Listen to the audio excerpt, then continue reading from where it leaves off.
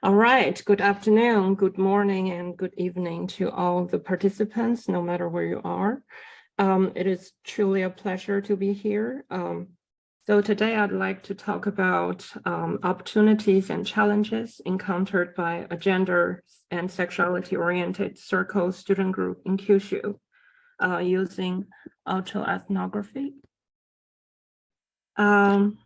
Well, let's begin with the definitions of circle. Similar to student unions in Europe, in European countries, a circle basically is a group in which students, university students mostly, voluntarily manage and conduct activities for the purpose of long-term nonprofit and regular extracurricular activities in their university life.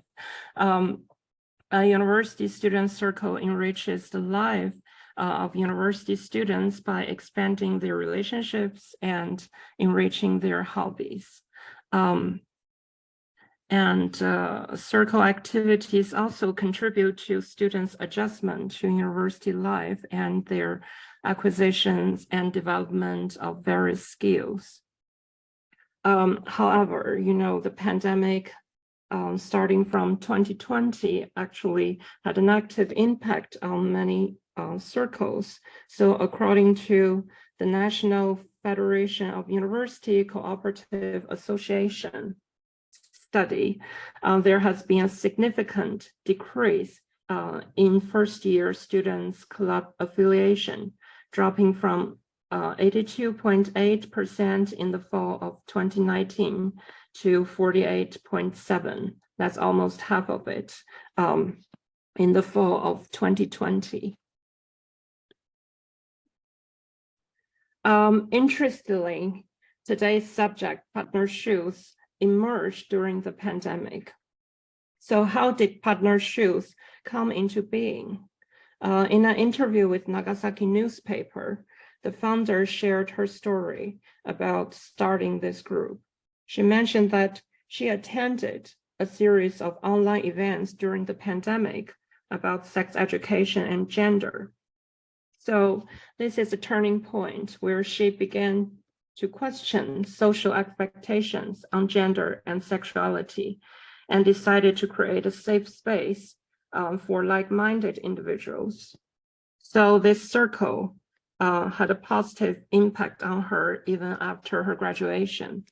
And so, for instance, in her workplace, when she encountered casual conversations that promoted social norms, and she will be more confidently asserted that, you don't have to conform to the norms. So a backstory of my involvement with partnerships. Before moving to Nagasaki in spring of 2020 for my current position, as a diversity worker, I searched online for an LGBTQ-related group at Nagasaki University, but at that time, unfortunately, I had no luck. However, during the summer, I came across with this group on Twitter for the first time, and it instantly piqued my interest. So here's the timetable of partnerships. I first participated in their events in November 2020, and together we organized an event for World AIDS Day to raise awareness of HIV and AIDS. So the group became official in the following May. And at that time, the founder had already graduated. So this allowed us, so why it is important to be an official group? This allowed us to be included in the pamphlet for newcomers and the website for university circles. So basically more publicity. So the name partnerships, it's derived from the phrase putting yourself in someone's shoes. So basically it operates on a non-hierarchical structure without any specific roles assigned. The original group description emphasized the importance of human rights within which gender and sexuality were included. So this seemed to be a common strategy in Japan to ensure the accessibility of a gender sexuality related group or organization. So the recruitment during the pandemic wasn't easy, and it actually took a few months for the founder to find another member. We also encountered some issues recruiting new members in the following year. With my own efforts in promoting the group in my sessions and positive word of mouth through students, finally a dozen new members joined the group, and we started holding regular meetings in my office. Naturally, I hosted most of my gatherings. Due to the pandemic-related activity restrictions, we couldn't have many opportunities to plan larger events or expand our membership base. However, things have recently started changing, and we had people from outside the circle participate in our regular meetings and events, including a newly elected city councilor who is passionate about LGBTQ+ causes.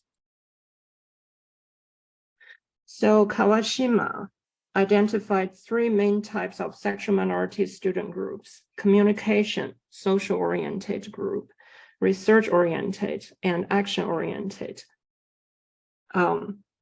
So Kawashima mentioned that the majority of the groups are social-oriented. Action-oriented group may inspire social activities. However, only few groups could meet the university's requirement. Basically, you need to submit a series of documents and a lot of paperwork involved. So also students are reluctant to initiate such groups due to prejudice and being closeted or being outed in this case.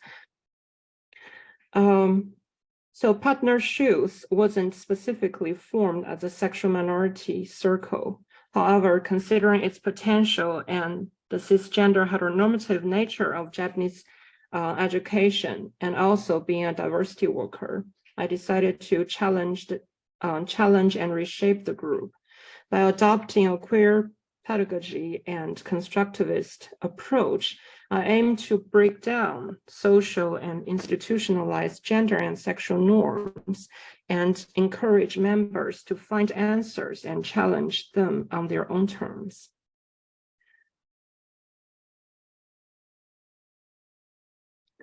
So one of our notable initiatives is the Sex Tea Party. This discussion session called Seichakai, a combination of sei refers to sex, gender, sexuality in Japanese, and chakai, meaning tea party. So was started in June 2021. The topics for each week are mainly proposed by our members. We have covered a wide range of issues, including sexual consent, the impact of Mr. Miss College, media representation, and political and legal matters such as separate surnames. We also collaborated with the university's Diversity Center to revise LGBT+ guidelines and ensure the sanitary pads dispensers are regularly refilled. To create a more inclusive campus environment, we also organize various LGBTQ awareness-related events, such as on-campus prides. So, to better understand the impact of Partner Shoes activities and events on our members, I conducted a qualitative study using a written survey interview to resolve scheduling conflicts. So the survey consisted of 27 questions across 4 categories, and 6 members responded. So the table presents some general information about the survey respondents. The majority of them were undergraduate students who had been part of the group for over a year. So in terms of personal experience, I'll serve survey respondents had received sex education in school, but the focus was mainly on cisgender heteronormative topics such as biological differences, STDs, and contraception, as I mentioned earlier. Only a few students mentioned that their high school briefly covered gender and sexual diversity. Interestingly, most students relied on sources outside of school, such as media, to learn about LGBTQ+ related topics. Most members didn't seem to have noticed any unpleasant incidents, which could also be made invisible due to the pandemic. So there's lack of in-person socialization because many classes were held online during the time. However, those who were more sociable often noticed discriminatory remarks and behaviors such as homophobia, misogyny, and racism at the university. So compared to non-Japanese respondents, Japanese respondents were less likely to talk about sex, gender, sexuality with their family members, although some had occasional conversations about gender and sexuality with their friends when specific issues occurred. Overall, the circle was considered a safe space where members could freely express themselves. They shared positive experiences such as feeling comfortable discussing sexuality and gender-related topics, being able to speak without embarrassment on those issues, and finding support in a country that may not always be accepting of gender and sexual diversity. To many, the group also played a significant role in enriching their understanding of unfamiliar issues related to gender and sexuality. It provided opportunities for diversity perspectives and helped broaden their views. So here are some quotes.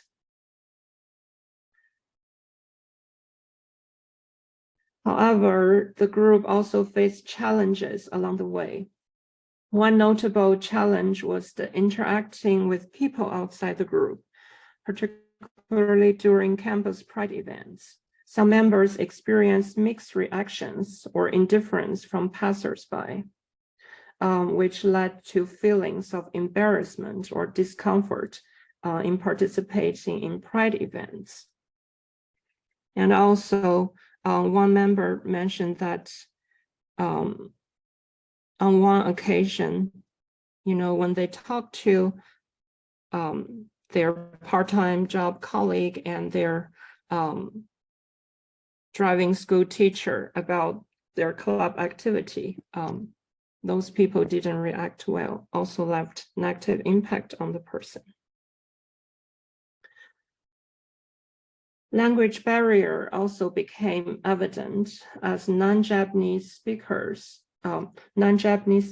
new members joined, necessitating interpretation to ensure everyone understood.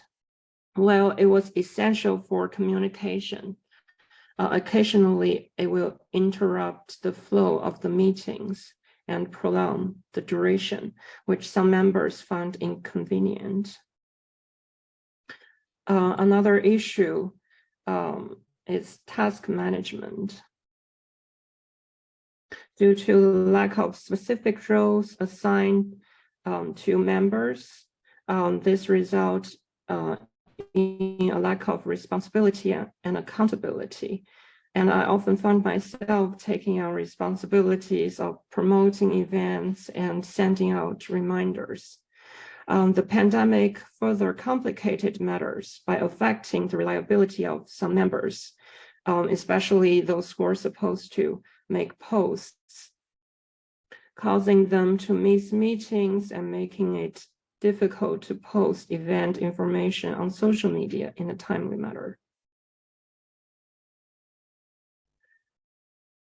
So this actually coincides with my observation of other LGBTQ+ circles in Japanese universities. So it is actually pretty common for, I think it's not exclusively for LGBTQ related circles, it's just circles in general. They tend to rely on, leadership and making it challenging to find successors and sustain the group. So overall, it is evident that there are several challenges to overcome in order to navigate these issues effectively. So as Haberstein points out, failing is something queers do and have always done exceptionally well. For queers, failure can be a style. In fact, if success requires so much effort, then maybe failure is easier in a long run and offers different rewards. So the nature of the group itself is ephemeral and ever-changing. During the height of pandemic, many students were unable to attend events due to personal reasons, such as the pandemic itself, classes, job hunting, and exams. This led to a need to finding alternatives, and questions arose regarding the sustainability of the group. So, should we let it go if we can't keep it up? There's no definite answer. Engaging with queer pedagogy can often feel like an impossible mission and profession. It is a constant process of trial and error. So embracing failure as a means of learning and growth. So keep failing, keep trying. To conclude my talk, Partnerships is an evolving group that strives to challenge social norms and provide a supportive space. It also secures a crucial space for open discussion on gender, sex, and sexuality, enabling members to become aware of their unconscious biases. However, it is important to acknowledge that safeness and acceptance within the circle do not necessarily shield members from indifference and hostility outside of it. We should be mindful of the limitations of safe space when confronting the dominant and hegemonic influence of cisgender and heteronormativity. And at the same time, we should also acknowledge the potential of queer pedagogy. It is okay to fail, not being able to find a solution right away, as it keeps us asking questions and reminds us to be open to new perspectives and possibilities. While the close bond between the student members and the instructor foster a friendly atmosphere, it is essential to recognize that the group should not be overtly reliant on the facilitator's influence, as members tended to make minimal efforts. Like many other groups, the pandemic took its toll on partnerships, resulting in low participation and difficulties in task management and assignments. However, the group has witnessed the resurgence in participation. So this year's Pride celebration in June will probably serve a new experiment, with members taking charge of planning and participation. So regardless of the outcome, it will undoubtedly spark new questions and avenues for exploration. Thank you very much.